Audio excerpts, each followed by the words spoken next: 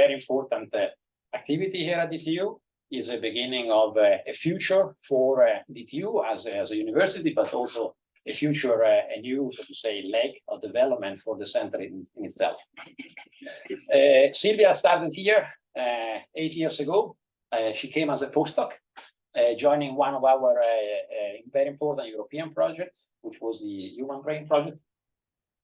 And from the early days, she actually demonstrated a lot of passion and determination, being able to attract important European and national funding. And if there is something that distinguishes Silvia in her work, is a clear vision. Since she began here at DTU, she never had a doubt about what her research and contribution to the university, to the research community, and to the society had to be about. Her vision is to conjugate elements of robotics with elements of neuroscience and medicine, because she wants to use her know-how, she wants to use the technology to help people to improve their quality of life and to utilize robotic solutions for in the context of medicine and health, in order, of course, to improve the way we can take care of people. And despite, of course, the journey has been challenging. It's always the case. It's never easy to go in a straight line to the target. She never lost the vision. She never lost the focus. And because of her strength and determination, we are actually here today to show that this vision has materialized. And she is ready to embark in a future journey together with you, together with us, in order to advance these interactions between robotics, health, and neuroscience. She has a marvelous, so to say, pedigree scientifically. She's also very eclectic as a person, many different experiences in her life, ranging from, of course, academia to industry and then back to academia. So she's certainly a person that has a lot to offer. She has demonstrated so in the many years here at DTU, and I'm, of course, very privileged to be her colleague and also friend.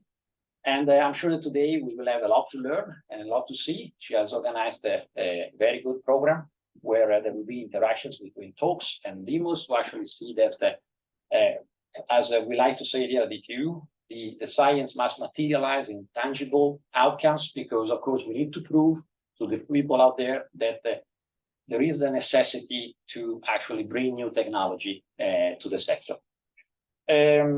Without further ado, I will leave the stage to Silvia. Thank you very much for organizing this for us. We see a bright future together. We will see a lot of opportunities for the lab in collaboration with the center to strengthen our action, and we look forward to hear from you. Thank you.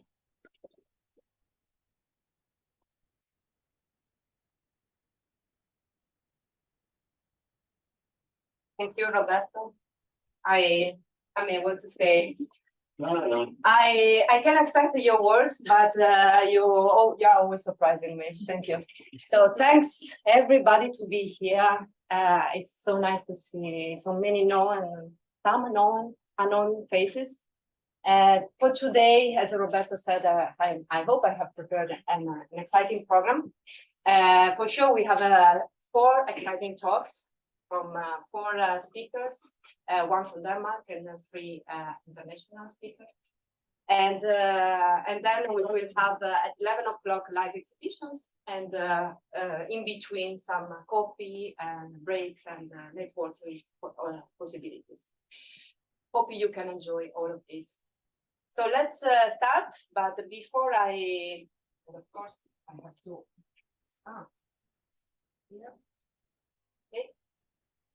Before I start introducing all the different projects that we have in the lab, let me answer one of your questions, because I'm sure everybody of you is asking yourselves, what is the lab? Okay, because we say inauguration of the lab. And there is not a unique lab for neurorobotics technologies, but it's a more distributed lab within the 326 building just over there. You will visit it very soon. And the Autonomous System Test Arena, also called Assoc. And these 2 facilities are shared with all my colleagues from Automation and Control group, and all the students that are doing amazing work that you also will see in a few moments. Okay, so maybe you don't know yet, you haven't heard about neurorobotics before, but you can already understand from the name, neurorobotics. So it's something about neuroscience and robotics.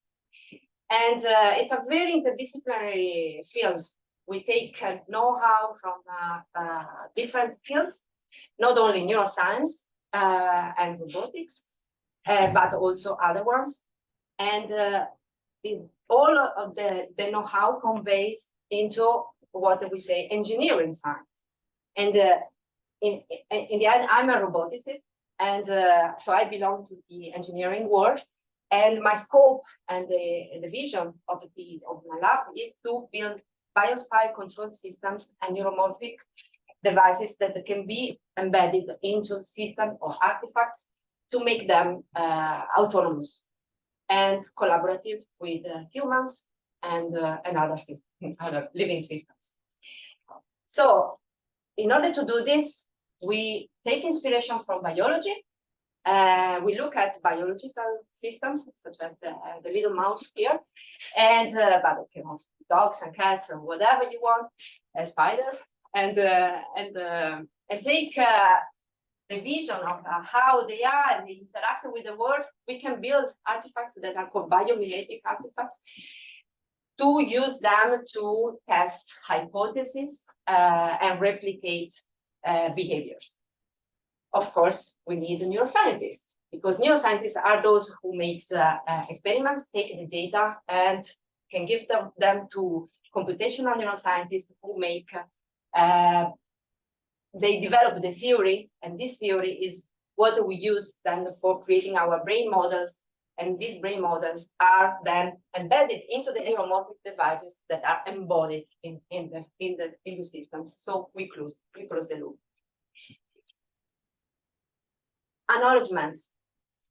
Today we are here because, first of all, Odense Robotics has funded this event, but also we are here because all the contribution from different people, students to start with, and colleagues, PhD students, and then funding, research collaborators, companies, and so on. So I'm quite sure I'm missing somebody. I apologize for this, and there is no space, enough space for just one slide. But thank you so much. And I want to say, if perhaps I say something that is particularly resonating with you or sounds intelligent, it may come from some of these people and not from me. So, okay, just something a little bit about me, because most of you know me, but some not. I come from Italy, this island called Sardinia, where I did my master's in electronics engineering. And then just before ending the master, actually, I finished my master's in Spain, in Granada, where I also continued pursuing the PhD in neuromorphic computing. And then not because I wanted, but it was the nice opportunity to go back to Italy, but this time in the north, Genoa, where I worked as a robotic consultant. And then I came back to the academy world here in Denmark, in this beautiful land, 8 years ago to start my adventure. So, and I started my adventure thanks to one of the biggest projects that has investigated the human brain, which is called the Human Brain Project. And I was so lucky enough that just during the first year, I was able not only to join that project, but also to win a Marie Curie called the Biomodular. And thanks to those two projects that we started, I continued somehow the work that I did during my PhD, but on a next level, so building cerebellar circuits and embedding them on different robots, not only arms, but a humanoid robot and modular robot from a startup that was built, created from as a spin out of our group, Shape Robotics. So thanks to this project, as I said, we managed to have a very nice publication together with the Biorobotics Institute in Pisa and the University of Ghent.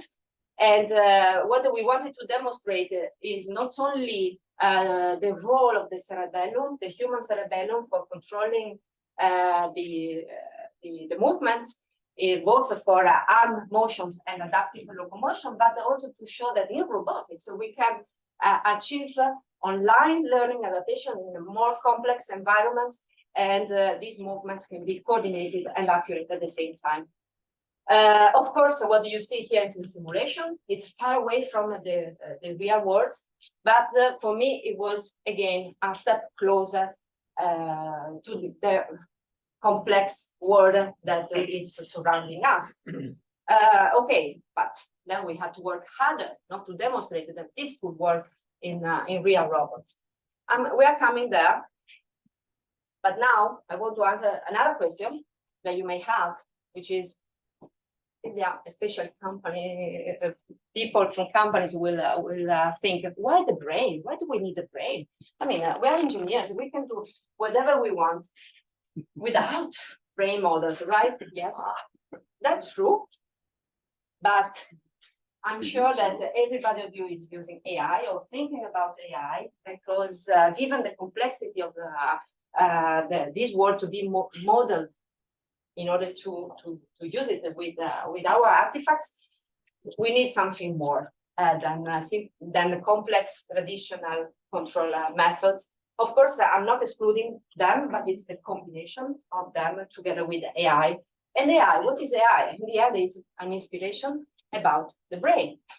But in neurorobotics, we can get a different level of abstractions. So from functional AI models and to more cellular levels models, because the purpose we have is sometimes only toward robotics. We want robots to work and work properly, but also to use them to understand more at the level of the cells what is going on in our brain, to find out tools that allows us to perhaps in the future find rehabilitation or therapies for brain diseases.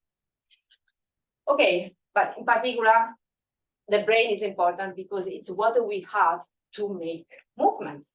Without the brain, we don't move. We will not move.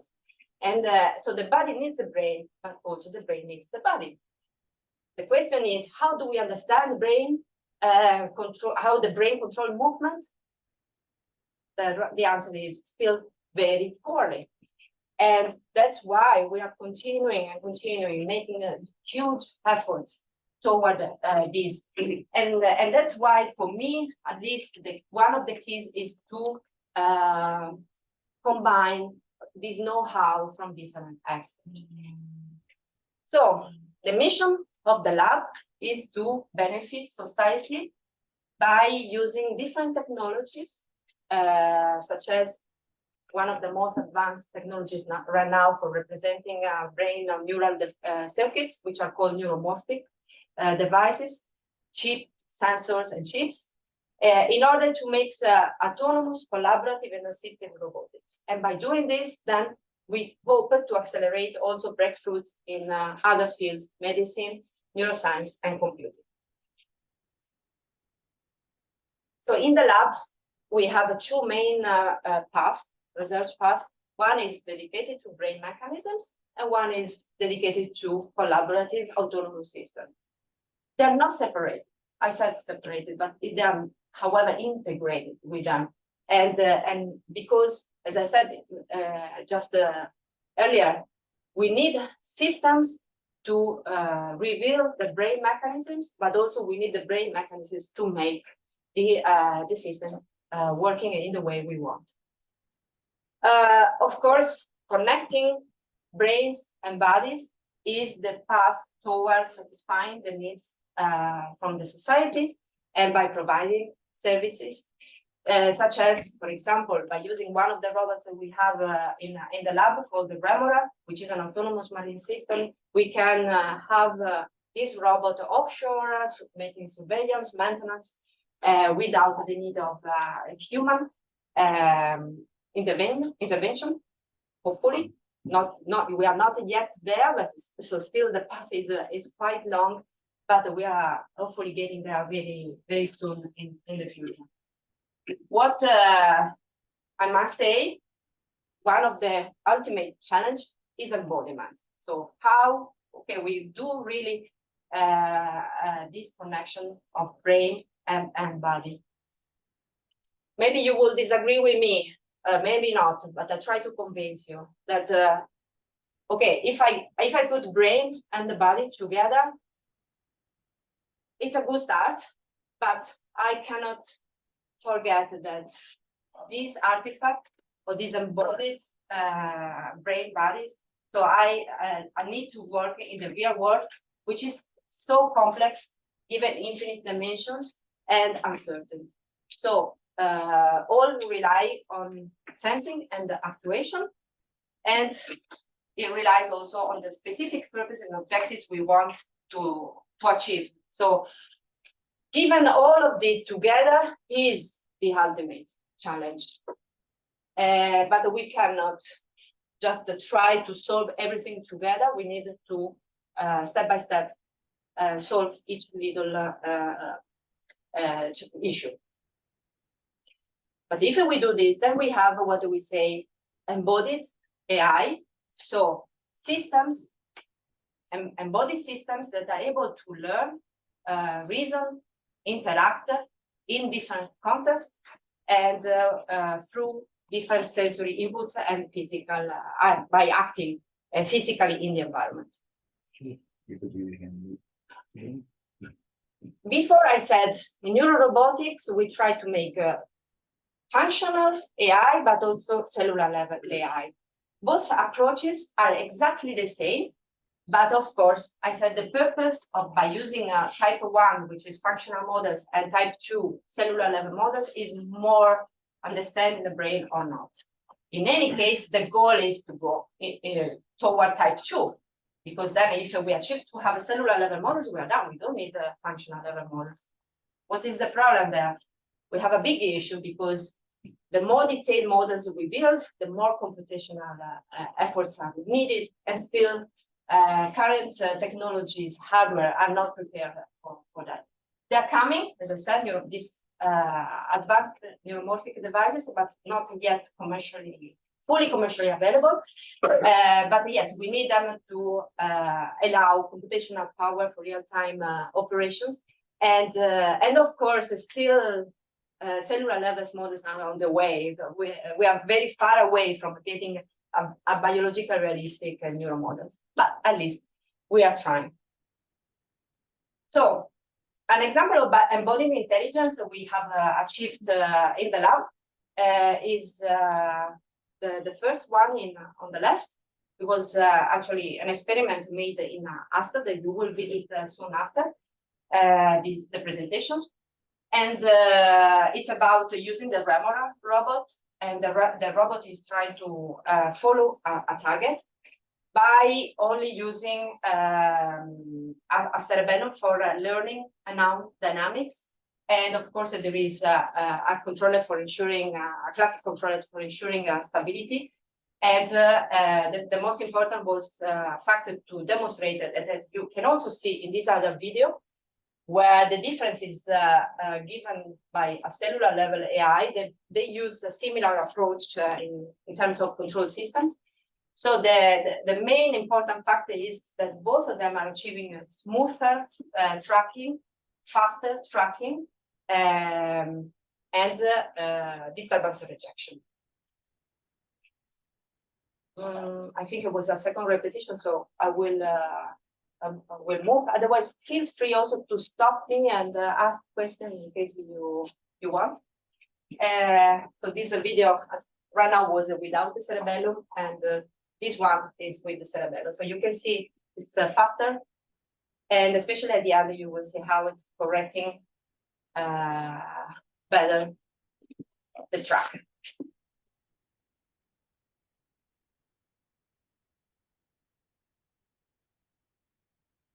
Okay. AI building blocks. Of course, and the more complex the word, the artifacts is in which the robot is interacting, the more building blocks I need. Here I just put some of them that many others are missing. What I wanted to highlight is, for example, these 4 blocks that are somehow connected to what I'm showing you with the project that we have in the lab from now throughout the following years. So here you see perception, grasping, manipulation, motion control, and simulation and testing.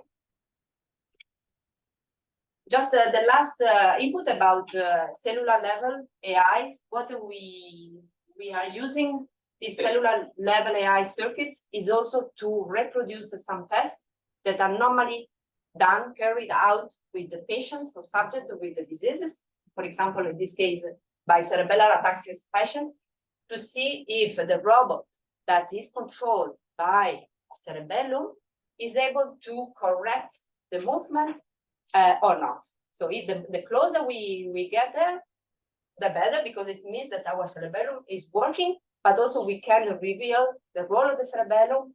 And if we have a good model of the cerebellum, then we can also reverse engineer it toward discovering important root causes of these diseases. So the first project I want to tell you is about human-robot interaction. When I say to people what I do, they say, "Oh, how scary it is!" No, so this means the robots will be over us and controlling us, maybe killing us. No, okay. So I don't want people to have this feeling, of course, but I do understand it. And what we try to do is the opposite: have robots on our side, helping us, being collaborative and being kind, and also useful again for in all those cases when humans have a particular need of assistance. The first project I'm telling you is this one, soft robotic interactions with humans. It's funded by DTU Alliance in collaboration with the University of Eindhoven. Adria is our PhD student working on this project. And we have acquired this soft robot from the biorobotics in Pisa. One of the challenges that we have with this kind of robots is that they are extremely difficult to have a proper, detailed analytical models. So, and that these models can easily be generalized to any circumstances, and in particular with complex interactions with the environment, with humans. So in order to solve this issue, we decided that a good way could be the combination of traditional model-based nonlinear adaptive controller that in any case are there and providing stability, but also cerebellum or biospine learning approaches to provide reliability, adaptability, and also to enhance the models when in all those cases where we have a lack of knowledge. So please visit the poster just above, and you will see the live demo in building 326, where Adria will show it. The second topic is about damage detection and classification with drones. So we moved back from motor control into perception. Remember the blocks I showed you before. And within this project that is funded by a European project, Aerotrain, and Udayanga is our PhD student and is collaborating with the University of Bologna, where Luca Zanata, another PhD student also present here, are actually working on this project. So what we do here is use deep spiking neural networks, or biospine deep neural networks, that for detecting and classifying damages in civil infrastructures. And the goal is to put this technology on board of drones that can fly and can go to unreachable and hazardous places where people should go or they cannot go, and be at the same time also an important tool for classify different kind of damages, not only one, such as cracks, but also corrosion, spalling, fluorescence, and so on. And another challenges we have is the lack of data. So we are building new data sets by using neuromorphic sensors. That provides also better other kind of advantages compared to RGB cameras. And then they provide enhanced sensor capability, and then we use neuromorphic devices. One is Loihi from Intel that provides computational power efficiency. I cannot tell so much about this now, unfortunately, but we have a poster, and Uda Yaga will be happy to reply to questions and show the preliminary results we have obtained just during the poster sections. So, the other topic is about robotic systems for object handling. And this project is funded by Odense Robotics, and it's in collaboration with different companies. And one of the challenges we have is to use robot arms, such as this one that we have in the lab. You will see this demo afterwards as well, to be efficient, accurate, while reaching and handling objects that can be and have different shapes, material consistency. And for doing that, we need to study, investigate the best tool, the best grippers. So that's why we collaborate with all these companies making advanced grippers, both rigid and soft grippers. But also, we need to find a way to benchmark against industry standards to showcase that we can reach high efficiency and reduce the cost, labor cost at the same time. So what we are proposing here at DTU, and we are working toward the end of this project in November, is to develop AI, multi-sensing fusion, tactile and vision fusion, and machine learning to perform a robust object detection and classification, and optimal grasping and control reaching. And finally, also developing biosphere adaptive controllers, which have been already proven to be, in most of the case, superior to other traditional model-based controllers. And finally, the last topic or last project is about neurodegenerative diseases. As I said, it's not only about robotics, but hopefully it's about solving the big issues of neurodegenerative diseases, in particular Parkinson's disease. So we have a project funded by Lundbeck Foundation. The big challenge nowadays is that neurodegenerative diseases we don't have therapies that can solve or cure them, unfortunately. So they just offer temporary relief, and it's a progressive disease, and it's affecting more and more people.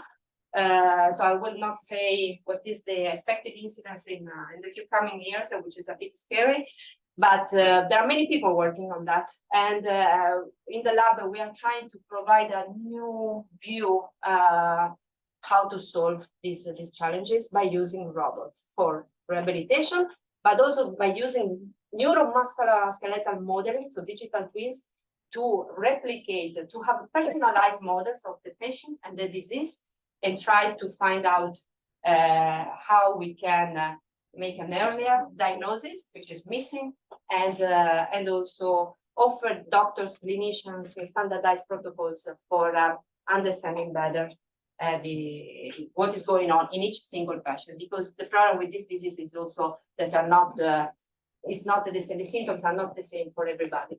No, they change in everybody. And this we have also the posters.